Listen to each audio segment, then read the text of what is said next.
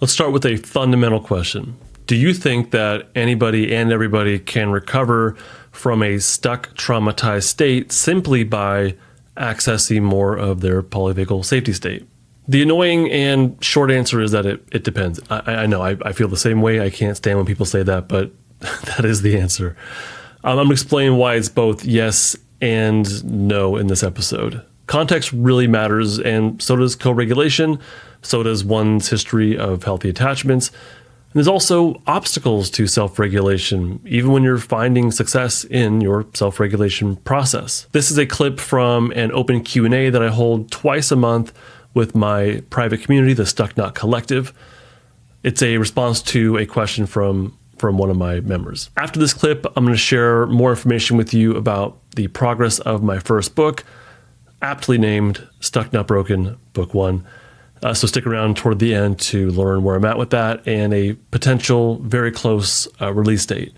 My name is Justin Sunseri. I'm a therapist, a coach, and the creator of the Polyvagal Trauma Relief System.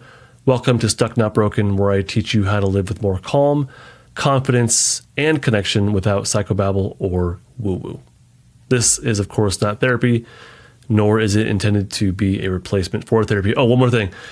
When you hear us talk about BSA and UDS, that refers to two of my courses within my community, my private community. It's Building Safety Anchors and Unstucking Defensive States. UDS comes after BSA. Okay, that's it. Enjoy the episode. Okay, so do you think everyone, and they bolded this, do you think everyone can access enough safety via anchors alone to be able to move on to UDS? And there's a follow-up question. Let's pause there. Do you think everyone can access enough safety via safety anchors alone? I wonder if they mean through the course Building Safety Anchors or just generally through safety anchors. I don't want to say everyone. I don't like talking in huge generalities like that and say, yes, my system or this course, or like, I don't want to do that. That feels irresponsible to me. I do think generally, and the people that come to here, this is like that next level, but you're already on the path of recovery, self-regulation.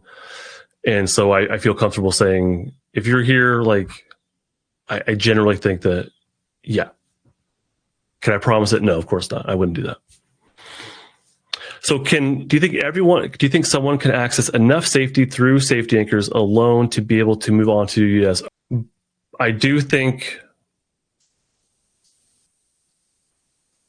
no, I think the answer is no. If you are living alone or truly are in danger and you're practicing this stuff, like, that's fine. But no, you probably need another level of literal safety in the environment. So literal safety, safe enough people in your life, and then practicing the stuff in the course, I think generally would be helpful, but I guess it kind of depends on context, right? I don't think anyone in their current context, depending on what it is, can just stumble upon my courses. And even though I wrote them for a very general audience, no, probably not. Could someone have enough literal safety in their life and, good connections with people and do their own work and just kind of keep it to themselves? The co-regulation is important, even if it's not specifically about, hey, here's what I'm going through and disclosing past stuff maybe, or current level of functioning. Just having co-regulation in your life, predictable safety, that's kind of necessary, huh? Can we move on to DS, which is directly experiencing what we have inside of us, if we don't have these other pieces, right? If we don't have good enough co-regulation in our life, is that possible? Actually, Karen, this brings me back to the question I think you asked last time, which is it possible to do this stuff alone? Truly alone? Probably not. Alone in a environment where you're like captive and in literal danger? No, probably not. Mm-hmm. But alone where, you go to work and you chit chat with people, but you don't feel super connected and fulfilled, and you go home and you're mostly alone, or you have a pet. Like, I think you can do a lot of good with just that personally. Be a lot harder probably. But if you're surrounded by true friends, maybe a spouse or a partner, pets, a yoga studio where you go and you feel connection and you can move around, a therapist, if you start stacking these pieces up, your potential to get unstuck is probably a lot higher, right? And to benefit from these things. Yeah, your history of attachment, your history of healthy co-regulation growing up, which leads to self-regulation. Yeah, that's a big part of this. It would give you a leg up, right? Yeah. Okay. So someone who's alone and doesn't have the best co-regulation, maybe even a little bit below good enough, that person could still go on Instagram and YouTube. They can read books, like they can be on the path, but it's like they're way, back compared to someone who's in therapy and doing yoga and doing meditations and doing retreats, potentially. So could that person who's more on the extreme end of the spectrum, could they set up their home environment to feel a little bit more safe? I think so. Can they listen to what's happening within them? I think so. Can they add in movement? That might be too much for them. I don't know, just this make-believe person. But they can use music maybe, or their sensory inputs. Like they might be able to start doing little things that do open up more capacity for the next step or for a connection with a new pet or a community or something. But yeah, it's going to be a longer process probably.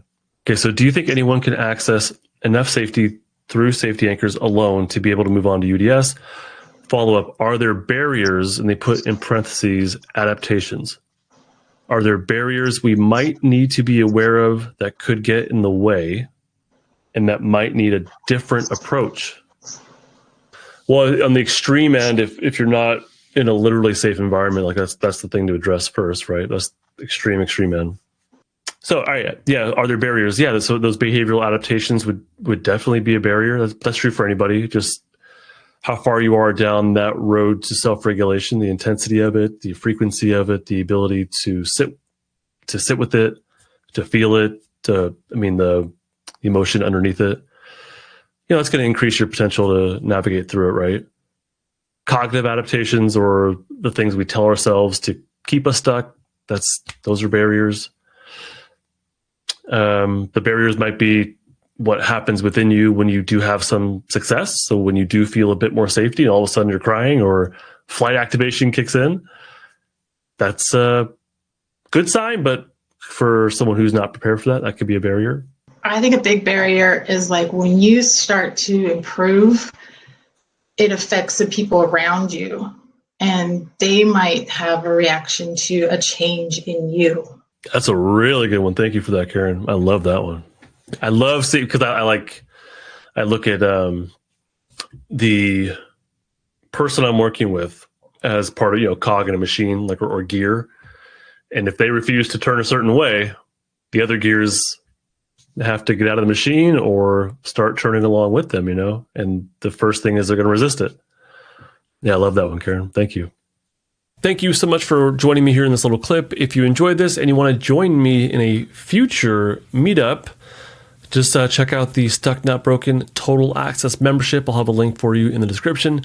It's justinlmft.com/total access. Okay, so the book update.